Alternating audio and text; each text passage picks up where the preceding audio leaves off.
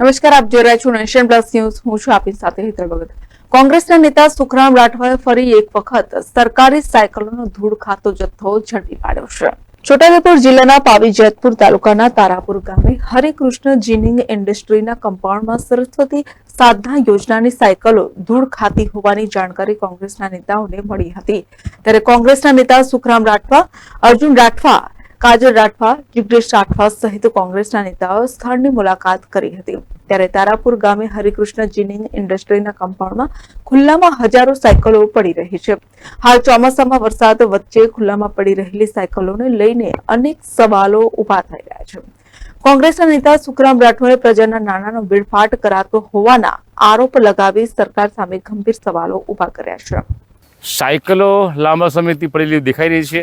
આપણે જોઈ શકીએ છીએ કે વિઝ્યુઅલવાળા ભાઈ જરા સાયકલના ગવર્નર ઉપર જરા મારી લો તો ખબર પડશે કે આ સાયકલો કટાઈ રહી છે. ત્યારે આ સાયકલો જે લાભાર્થીને પહોંચાડવાની છે એ જલ્દી પહોંચે, જે તે સ્કૂલ પર પહોંચે અને જે હેતુ માટે છોકરીઓને ભણાવવા માટેની જે વાત છે એ વહેલી તકે એ છોકરીઓને મળી જાય. અમે ગામડામાં એસટી બસની સગવડતા નથી, આપણે બધા જાણીએ છીએ.